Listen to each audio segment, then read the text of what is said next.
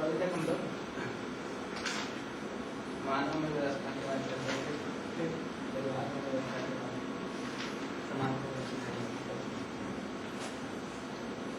अब प्रकृति में व्यवस्था और अस्तित्व में व्यवस्था पर चर्चा करेंगे।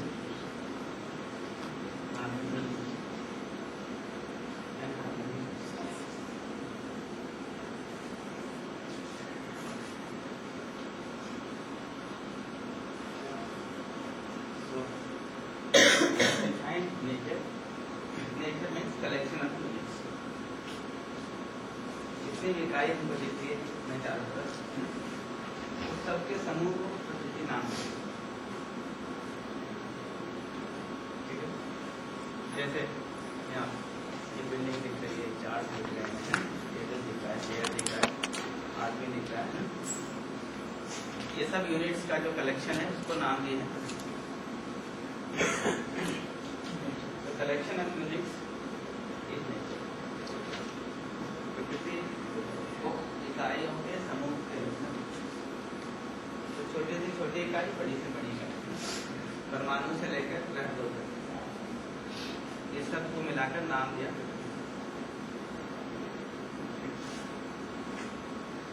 अब इस प्रकृति का अध्ययन करना है ना, प्रकृति में जो हार्मनी है, जो व्यवस्था है, इसका अध्ययन करना। तो उसको अध्ययन करने जाते हैं तो ये पता लगता है कि ये जितनी भी इकाइयां हैं उनको इन चार अवस्थाओं के रूप में हम पहचान सकते हैं। You can identify them in these four orders. So I will write down the orders and the units associated with each order.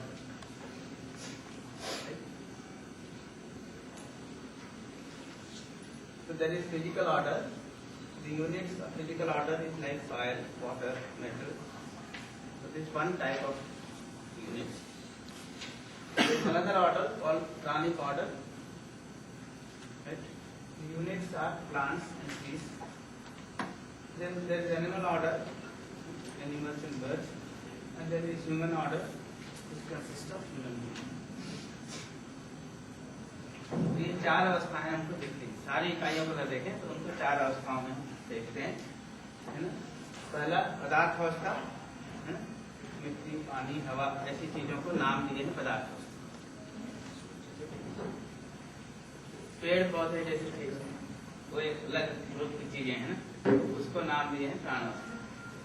इनमें अलग क्या क्या है उसको बहुत विस्तार से बात करेंगे। फिर पशु पक्षी, उसको कहा जीव है। फिर मनुष्य, उसको कहा ज्ञान। ये चार अवस्थाएं दिखाई पड़ती। इन चार अवस्थाओं के बीच के संबंध को अगर देखें, रिलेशनशिप को अगर देखें, तो there is a relationship of mutual fulfilment, परस्पर पूरकता का संबंध। तो परस्परता है इनके बीच में और पूरकता है। They are related to each other and they are related to each other in a mutually fulfilling manner. कल जो बात हम लोग कर रहे थे उत्पादन के समय, तो ये जो चित्र बनाया था हम लोगों ने आवर्तनशीलता के संदर्भ में, ठीक है ना। अभी उस पर ये नाम हम लिख सकते हैं हम लोग। ये फिजिकल ऑर्डर है,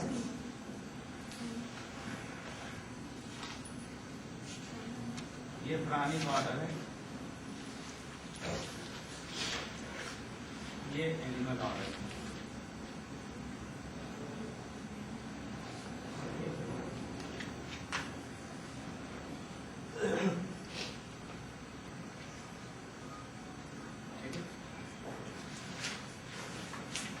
तो कल इस पर बात हुई रही थी कि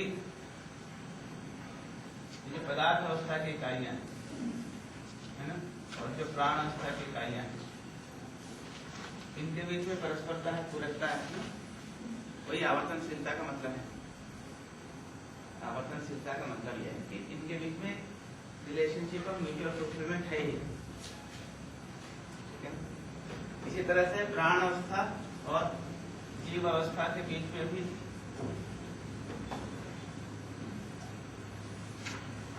म्यूचुअल फुलफिलमेंट है, और ये तीनों का ज्ञान अवस्था के साथ म्यूचुअल फुलफिलमेंट है। मनुष्य के साथ इनका म्यूचुअल फुलफिलमेंट। मनुष्य भी इनके साथ म्यूचुअली फुलफिलिंग होना चाहता है ना। सहज स्वीकृति तो यही है। उसको कर पाए कि नहीं, उस पर क्वेश्चन मार्क लगा।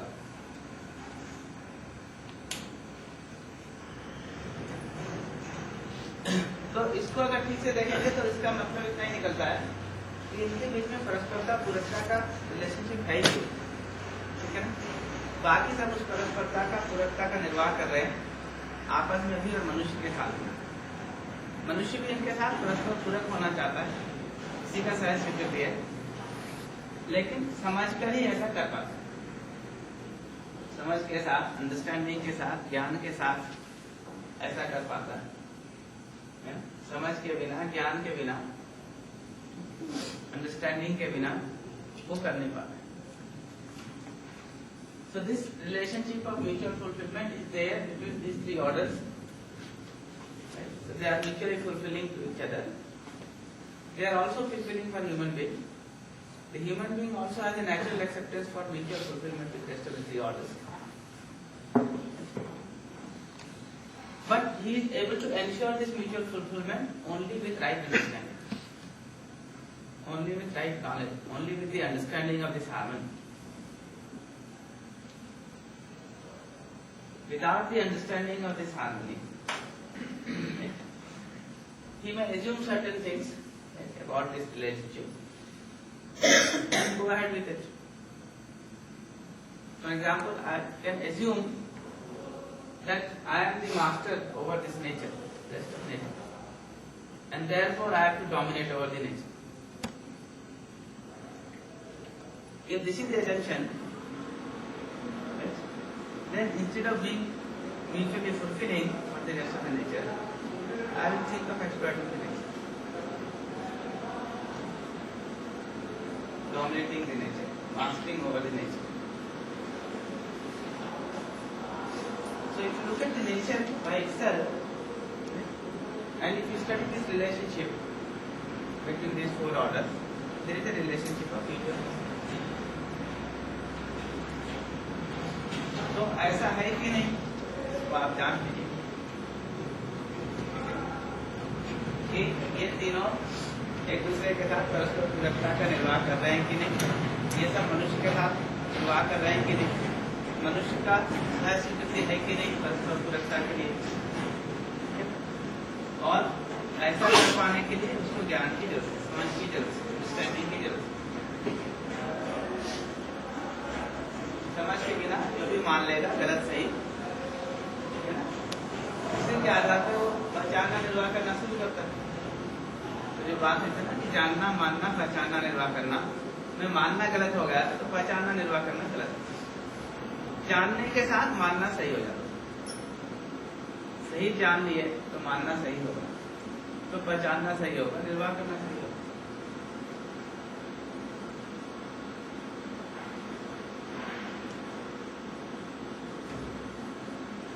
जांच करके लिखिए ये बात सही है कि नहीं। ये जो दो चीजें लिखी हमने, ये चार ऑर्डर हैं, पूरा नेचर को देखेंगे तो इतना ही,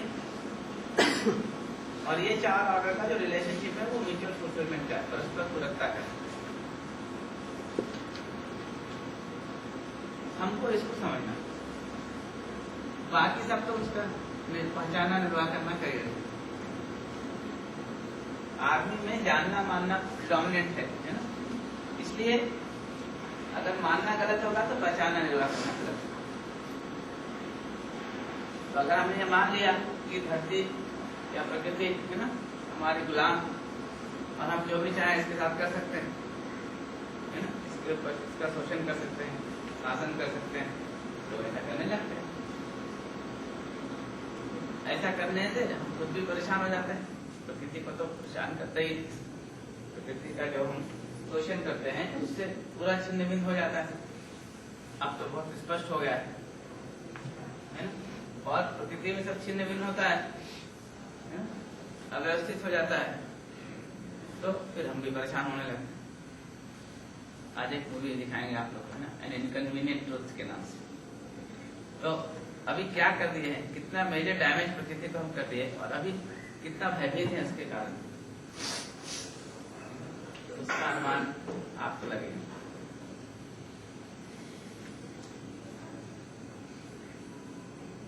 जो हिमालय का बर्फ था वो पिघल रहा है ना। ध्रुव में जो है ना, पोल्स में जो बर्फ जमा हुआ था वो पिघल रहा है ना। वो पिघल रहा है तो पानी का लेवल बढ़ रहा है और टेम्परेचर भी बढ़ रहा है, क्योंकि बर्फ पिघल रहा है तो बर्फ के कारण जितना रिफ्लेक्शन होता था लाइट वो नहीं हो रहा है, तो एब्जॉर्प्शन बढ़ रहा है, तो टेम्परेचर बढ़ रहा है। टेम्परेचर बढ़ रहा है तो और अधिक बर्फ पिघल रहा है, और वो बर्फ पिघलेगा, पानी कहाँ जाएगा? समुद्र में आएगा। तो 15 से 20 फीट तक भी हाइट बढ़ सकती है। अगर उतना बढ़ गया तो जितने भी आसपास के हैं है ना, सब लिपट जाएंगे। इसीलिए अभी एक वो हुआ था ना दिल्ली में, वो जो इतने टापू हैं वो सब हल्ला मचा रहे हैं कि भाई कुछ करो नहीं तो हम तो डूबे। ऐसे 2 फीट 4 फीट 5 फीट में है ना, उनका तो नंबर आ ही गया है डूबने का। और जितने भी जो है पोर्ट्स में सिटीज हैं वो सबका भी नंबर आने वाला है। तो ये नहीं कुछ और मान लिया अगर हमने अपने रिलेशनशिप के बारे में बाकी तीनों के साथ, तो जो माना है उसी के आधार पे पहचाना निर्वाह करेंगे। उसमें अगर मानने में गलती हो गया, पहचाने निर्वाह करने में गलती हो, इसका उपाय तो यही कि जानना हो जाए हमें जो संबंध है परस्परता का, पूरकता का देश प्रकृति के साथ, उसको ठीक जान लें, फिर उसी को मान लेंगे, उसी के आधार पर पहचानना निर्वाह करना चाहिए, तो ठीक करेंगे।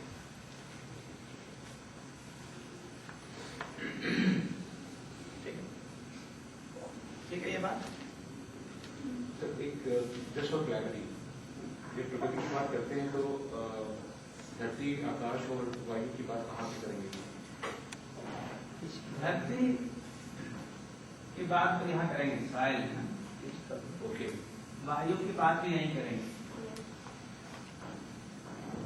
वायु भी इसी कैटेगरी में है, फिजिकल ऑर्डर। आकाश जो है उसके बारे में बात करेंगे।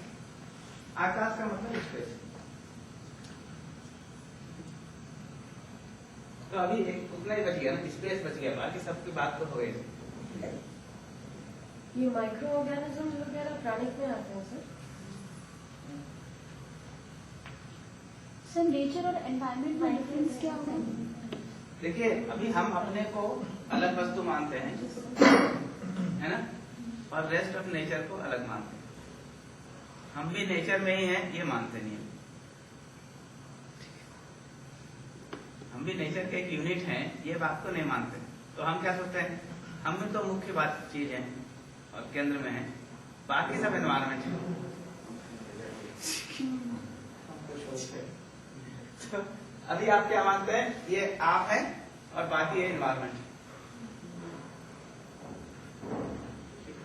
अभी ठीक से देखेंगे तो क्या है, ये सभी जो है नेचर के यूनिट्स ही हैं। हमारे लिए ये एनवायरमेंट है, इनके लिए हम भी एनवायरमेंट है, और हम डिस्टर्बिंग एनवायरमेंट।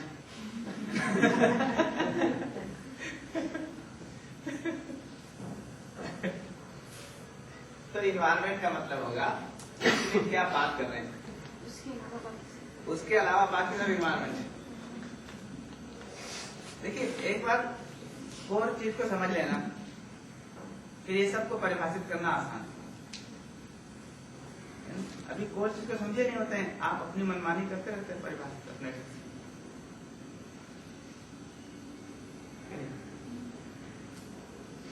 और इसको अगर देख रहे हैं तो ये बाकी एनवायरमेंट है, इसके साथ रिलेशनशिप क्या है, परस्पर पूरकता का है। इसको देख रहे हैं तो ये बाकी सब एनवायरमेंट है, इनके साथ क्या रिलेशनशिप है, परस्पर पूरकता का रिलेशनशिप।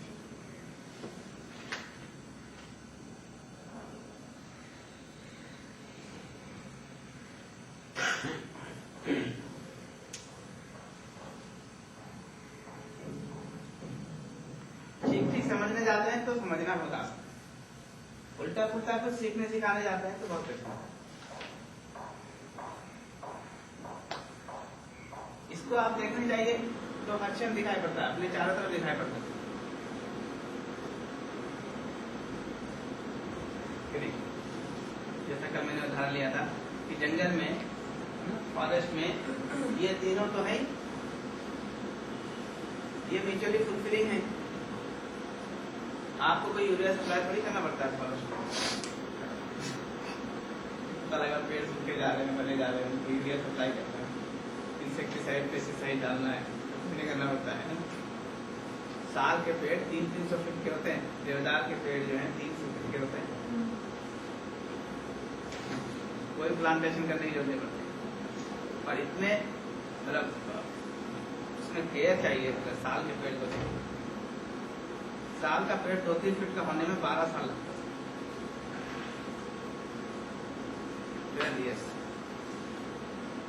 आपको अगर लगा कि उसको नर्चर करना हो तो बहुत मुश्किल। एक साल में 2 पत्ता निकलता है, उसके जब मतलब पतझड़ आता है वो झड़ जाता है, एक डंडी सी रहती है। अब वो साल भर उसको प्रोटेक्ट करके रखना आपके लिए तो बहुत मुश्किल काम है। आप जंगल में जाकर देखिए, जो साल के जंगल है, 300-300 फीट लंबे पेड़ होते हैं, तो वहीं से शुरू होता है, 2 पत्ता निकलता है। पहले 12 साल तक वो सर्वाइव कर जाता है, उसके बाद वो शूट अप करता है। फिर हर साल जो है 10 फीट, 12 फीट, 15 फीट बढ़ता है। लेकिन उसका पूरी लॉजिक है ना, उसको अगर 300 फीट जाना है तो उसका जड़ उतना गहरा जाना चाहिए, तब जाकर वो जाएगा। तो ये 12 साल जो है ये काम चलता है अंदर जड़ जाने का। अगर पर्याप्त उसके लिए इतना जड़ जाने का प्राविधान है तब वो ऊपर शूट अप करेगा, अदरवाइज नहीं करेगा। तो इसलिए जो बहुत बड़े पहाड़ होते हैं और मजबूत पहाड़ होते हैं, उन्हीं में साल का पौधा होता है। कमजोर पहाड़ होंगे तो पहाड़ ही ऊपर जाएगा, 300 फीट ऊपर जाना है उसको, उसका जड़ को उतना नीचे जाना है। 300 फीट ऊंचा पहाड़ होगा तब तो उसमें ठीक से हो सकता है 300 फीट का साल। भारत में कहाँ होता है? भारत में तो बहुत है, पूरा जो उत्तराखंड में है, और ये जो सारंगा फॉरेस्ट है पूरा झारखंड के है ना। फिर छत्तीसगढ़ का बहुत सारा एरिया, बस्तर में, उड़ीसा का बस्तर में, अमरकंटक में, ये जो विंध्याचल का जो पोर्शन है उत्तर वाला, मध्य प्रदेश की तरफ से है ना, उसमें। हाँ, तो जितने भी मजबूत पहाड़ हैं और ऊंचे पहाड़ हैं उनमें होता है। आपको लगता है कि 12 साल व्यर्थ जा रहा है ना, इतना स्लो ग्रोथ है, लेकिन वो 12 साल उसका जड़ अंदर जाने का काम चलता है। अगर जड़ ठीक से अंदर चला गया है ना, उतना स्कोप है जाने का, तब वो ऊपर बढ़ना चाहिए।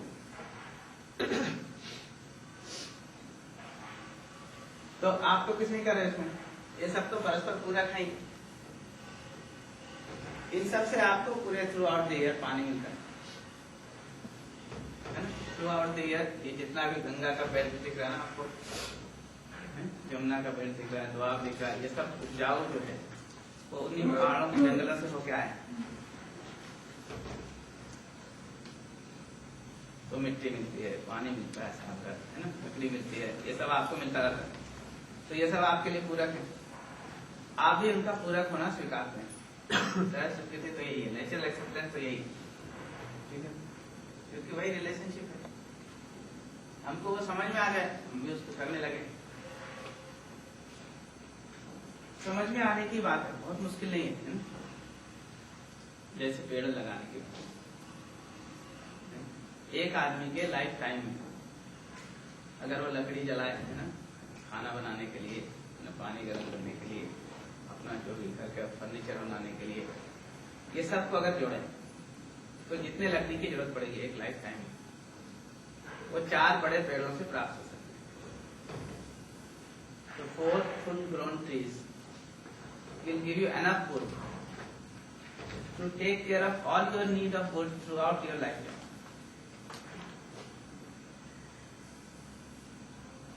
How many trees can you plant in your lifetime?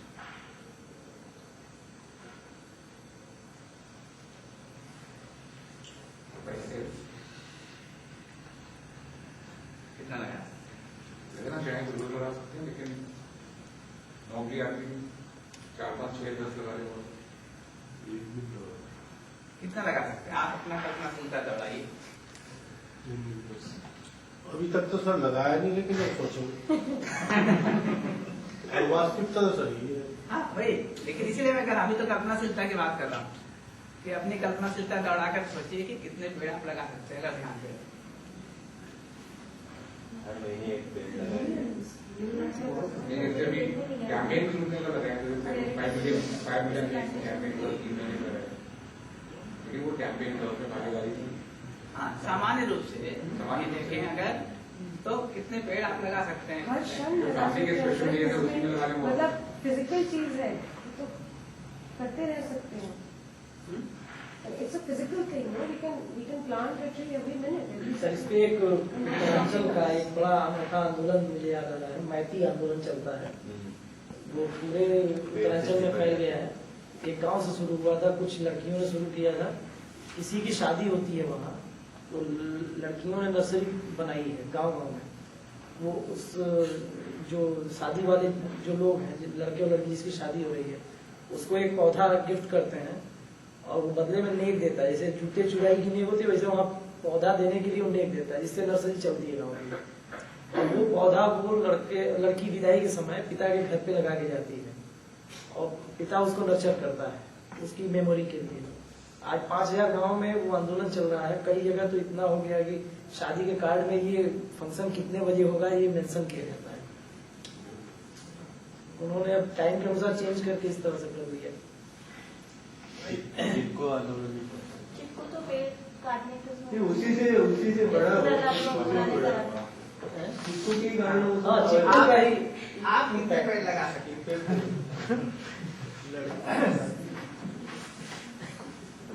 अब थोड़ी कुछ कमिटमेंट और बात होने लगे। देखिए पहले दिन लिखा था है ना, self exploration and self evolution, है ना? उधर लिखा हुआ है, अगर आप पढ़ें, self exploration leads to self evolution. तो यहाँ जितनी भी बात हो रही है वो इवोल्यूशन की बात हो रही है, विकास की, रिवोल्यूशन की नहीं हो रही। इवोल्यूशन नहीं होता इसलिए रिवोल्यूशन की होती है।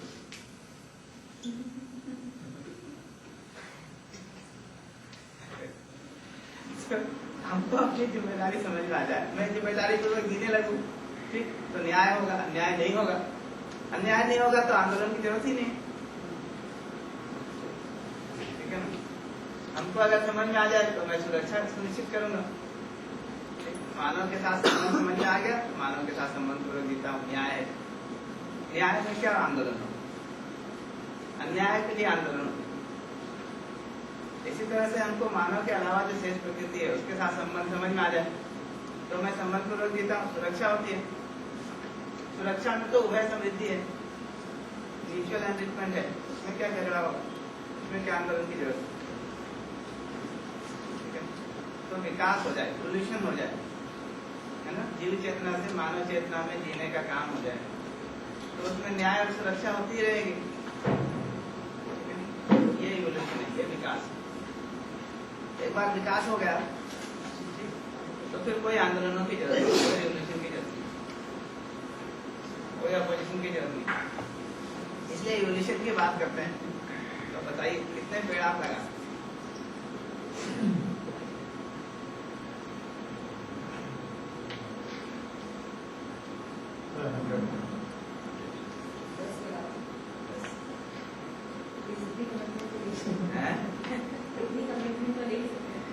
भाई और क्या, देखिए अभी क्या है, कल जो गिरी जी कह रहे थे ना, उस तरह के बहुत वाइडर कंसर्न्स तो शुरू हो जाएंगे, है ना? कि भाई अब हम जो पढ़ा रहे हैं वो सही पढ़ा रहे हैं, ठीक है ना? इस तरह इसको मैं वाइडर कंसर्न मानता हूँ जो आप मल्टीप्लाई कर रहे हैं। लेकिन इमीडिएट कंसर्न ये है कि हमारा खुद का आचरण ठीक है कि है ना, हमारा व्यवहार सही है कि हम बच्चे से सही व्यवहार करते हैं, दुर्व्यवहार करते हैं, ये तो हम पूछ ही सकते हैं। इसमें तो कोई कोर्स करिकुलम परेशान नहीं करेगा हमको। इसी तरह से शेष प्रकृति के साथ हम सदुपयोग करते हैं कि नहीं, संरक्षण करते हैं कि नहीं, संवर्धन करते हैं कि नहीं, ये तो हम अपने से पूछ ही सकते हैं। कौन रोक सकते हैं? परिवार का न्याय करते हैं कि नहीं, इसको पूछ ही सकते हैं। वो जो इमीडिएट कंसर्न मैं कह रहा हूँ, एक तो अपने जीने में इमीडिएट कंसर्न का मुद्दा है, दूसरा परिवार में जो जीना है वो इमीडिएट कंसर्न का मुद्दा है ना। कॉलेज में जिन कलीग के साथ हम जी रहे हैं वो इमीडिएट मुद्दा है, जिन बच्चों को हम पढ़ा रहे हैं उनके साथ हमारा जो व्यवहार है वो इमीडिएट मुद्दा है। ये इमीडिएट कंसर्न पर ध्यान देंगे, बहुत सारे रास्ते उससे निकल कर आते। तो अभी पेड़ लगाने के हिसाब से अगर देखें तो कितने पेड़ हम लगा सकते हैं, इसको हम सब सोच ही सकते हैं। ठीक है, सोच लीजिएगा। अभी अजय भदौरिया जी तो 100 पेड़ लगाने, अंजलि जी 10 मेरी पेड़ लाइफ में जब भी लगाने। कुछ अच्छा होगा तो मैं पेड़ लगाऊंगी, जब भी मुझे कोई चीज खुशी देगी तो पेड़ पेड़ लगा के अच्छा करने का प्रयास Conditional लगाने का आपको plantation. बनेगा असर। नहीं 4 पेड़ गिन लिए अब तक, 4 दिन हो गए, 4 पेड़ गिन लिए, चार लगाने से पहले लगाते जाऊंगी जाके। जितने पारिवारिक हमारा एक प्रोजेक्ट चल रहा है छिंदवाड़ा मध्य प्रदेश में, तो वहाँ पर हमें एक पहाड़ मिला हुआ है फ्रॉम द गवर्नमेंट, और उसके ऊपर हमारी बिल्डिंग है जो पहले मतलब गवर्नमेंट यूज नहीं करती थी, अंडर थी, वहाँ पे हमने सेंटर खोला। तो उस पहाड़ पे हमने एकदम जाते देखा कि वहाँ पे तो मिट्टी इरोड हो रही है, and it's very nicely place. उधर बीच में एक पहाड़ है और आसपास आपके ऐसे वैली है और उसके फिर दूर दूर तक पहाड़ है, और if you are in centre of it, it's almost like you can see the entire circle. तो हमें लगा कि तो खराब हो जाएगा, तो वहाँ पर ऐसा किया है हमने कि जब भी हम लोग जाते हैं, कोई भी, चाहे हम ऑफिस से जाएं, चाहे हम किसी ऑर्गेनाइजेशन से किसी को बुलाएं, जो भी हमारे प्रोजेक्ट में सहयोगी है, तो सभी जाके वहाँ पे पेड़ लगाते हैं और सबका ये काम करना जरूरी होता है। सो एक छोटी सी चीज हम ये स्टार्ट करेंगे। सेल्फ कमिटमेंट की बात है, तो उसमें जितने भी पारिवारिक इवेंट्स होते हैं वो एक बहाना हो सकते हैं पेड़ लगाने का, लेकिन इससे जिम्मेदारी की बात ये आती है कि खाली सैपलिंग लगा देना से काफी नहीं है, उसकी नर्चरिंग करना बहुत आवश्यक है, और उसके बाद में फिर उसका सदुपयोग हो, उसकी व्यवस्था भी होनी चाहिए। तो इस तरह के कार्य बेहतर है कि अगर एक कम्युनिटी के रूप में करे जाए, मोबिलाइज करके, इंस्पायर करके, मोटिवेट करके, जो कि कराते रहते हैं। और इस तरह के जो इवेंट्स हुए हैं उसमें मेरी जो भागीदारी हुई है, तो अभी 2008 में 10 मिलियन सैपलिंग प्लांटेशन का कैंपेन सक्सेसफुली लॉन्च किया था बुंदेलखंड में। फिर उसको लास्ट ईयर रिपीट किया, वो भी 5 मिलियन का था, 5.5 का था, उसमें जैसे वो भी इंक्लूड किया गया था।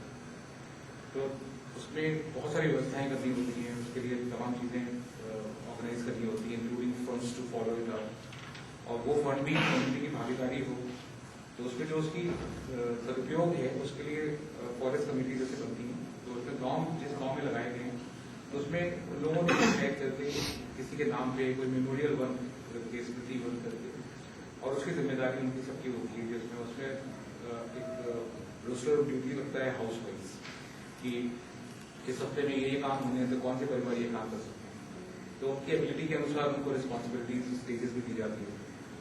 तो वो चल रहा है, अभी बहुत अच्छा चल रहा है, और 2008 से इस तरह से सुव्यवस्थित ढंग से शुरू किया, तो फिलहाल वो ठीक चल रहा है। उसमें उनकी जो मोर्टेलिटी है वो भी बहुत कम हो गई है, और वहाँ पर एक अन्न प्रथा करके एक कस्टम है कि सारे पशुओं को छोड़ देते हैं, चाहे वो पालतू हो या पाले, उनको सबको छोड़ देते हैं, कोई भी माइंड नहीं करता है, वो कहीं भी कुछ चल रहे होते हैं। तो लेकिन वो इसके लिए बहुत बेहतर है, क्योंकि सैपलिंग्स जो है वो हम कहीं भी लगाते हैं, तो उसमें स्थान का चयन और सब तमाम चीजें बहुत जरूरी होती हैं। तो उसमें भी फिर महिलाओं को और ऐसे बच्चों को जो स्कूल की पढ़ाई करके लौट रहे होते हैं, तो मस्ती करते हुए लौट रहे होते हैं, तो उनके उस समय को भी सदुपयोग बनाने के लिए उनको ये दे दिया तुम्हारा रास्ता ये, इस रास्ते में इतने पेड़ रोज देखते हुए आ रहे हो। तो छोटी छोटी चीजें हैं, जहाँ जहाँ जैसे ऐसी पॉसिबिलिटी उस तरह से सबका इन्वॉल्व किया। प्लांटेशन के बाद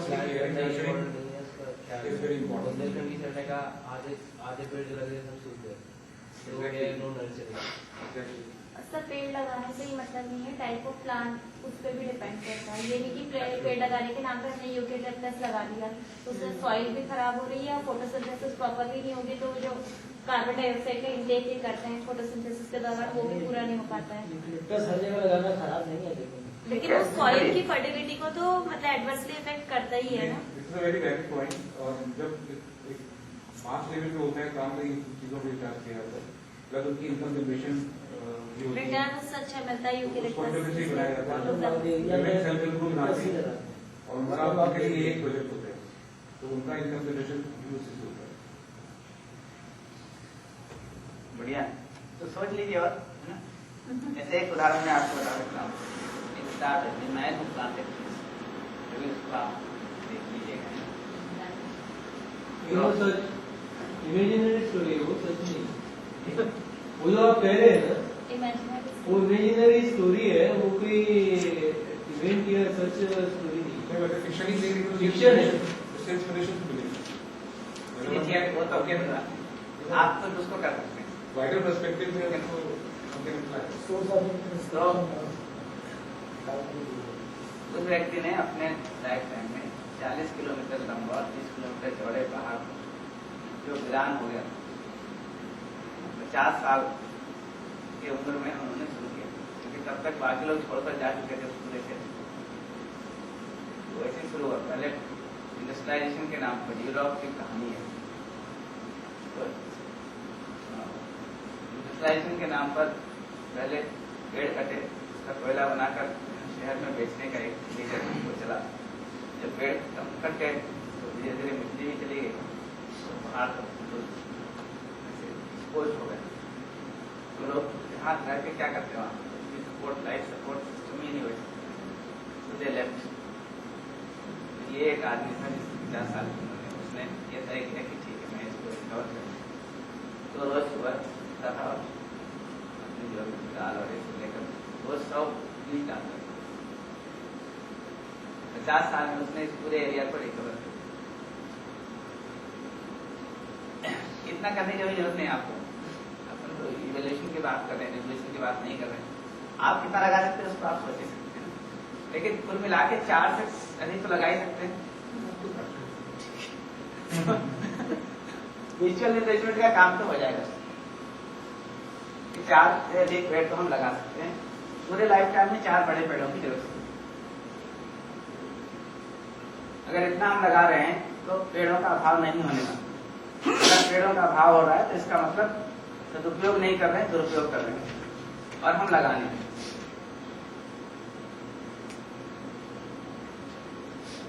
तो परस्पर पूरकता का निर्वाह करना आदमी के लिए सबसे आसान है, क्योंकि बाकी जो अवस्थाएं हैं वो तो लगा नहीं सकती पेड़, ठीक है ना। आपकी फ्लेक्सिबिलिटी ज्यादा है, आपके शरीर की बनावट है ना, आपके मैं की जीवन की जो अवेयरनेस है ना, या कल्पनाशीलता है, वो बाकी से तो अधिक है। आप उसका सदुपयोग करना शुरू कर दें तो जितनी आपकी आवश्यकता है उससे बहुत अधिक आप उत्पादन कर सकते हैं। जितना आप प्रकृति के शेष अवस्थाओं से ले रहे हैं इससे अधिक उनको दे सकते हैं। पेड़ का तो मैंने उदाहरण लिया है। और पेपर की जो रिक्वायरमेंट है, पेपर जो हम इस्तेमाल करते हैं, लेकिन यही है, ये सब तो हम सदुपयोग की सोचना शुरू करेंगे ना, कितने पेपर की वास्तव में आवश्यकता है उसको हम तय कर सकते हैं, ठीक है ना। अभी तक तो बहुत सारे कल्चर ओरल कल्चर ही रहे, उनका सब काम चलता ही था। जो कल मैंने कहा कि कम्युनिकेशन में है ना, लिखना पढ़ना तब जरूरी होता है। यहाँ जो डायग्राम ड्रॉ किया था, जब हम उन लोगों से बात कर रहे हैं जो टाइम में या स्पेस में हमसे बहुत दूर है, अदरवाइज जरूरत नहीं है। हम अदरवाइज भी खूब कर रहे हैं। तो देखिए नॉन सीरियस एटीट्यूड है पूरा। वो सरिता नाम की एक पत्रिका आती है, सरिता नाम की एक पत्रिका आती है, उसके अपना एडवर्टीजमेंट के लिए उसने लिख रखा है, क्या आप मांग कर खाते हैं, क्या आप मांग कर पहनते हैं, फिर क्या आप मांग कर पढ़ते हैं, है ना। अपनी पत्रिका की प्रति तुरंत बुक कराएं। इतना लॉन्ग सीरियस। आपको अपनी पत्रिका बेचना है, उससे प्रॉफिट कमाना है, उसके लिए आप कोई अगर पत्रिका शेयर करके पढ़ रहा है उसको आप बता रहे हैं कि भीख मांगने जैसे। उस प्रोसेस में आप पूरी एक पत्रिका का पेपर वेस्ट करने वाले हैं, प्रिंटिंग वेस्ट करने वाले हैं, सर्कुलेशन वेस्ट करने वाले हैं, सब कुछ करने वाले हैं। इसके प्रति कोई जिम्मेदारी नहीं। ये सब बहुत छोटी छोटी चीजें हैं। अब लौट कर आप देखेंगे तो आपको समझ में आएगा कि क्या कर रहे हैं। क्या लिख रहे हैं, कुछ भी लिख रहे हैं आप, कुछ भी पढ़ रहे हैं, सार्थकता के हिसाब से देखेंगे तो कितनी सार्थकता आपको समझ में आ जाएगी। न्यूज़पेपर है ना, 1 जनवरी का न्यूज़पेपर है, 1 फरवरी का न्यूज़पेपर है, उसके कंटेंट में कोई डिफरेंस नहीं होता है।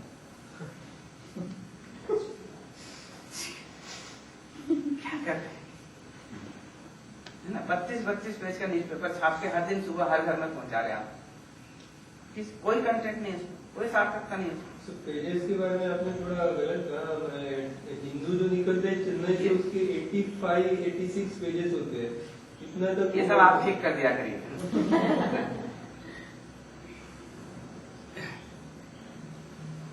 तो 85 कर रहे हैं या 10 पेज कर रहे हैं, 12 कर रहे हैं, है ना, वो मुद्दा नहीं है। सेंस ऑफ रिस्पॉन्सिबिलिटी है कि नहीं?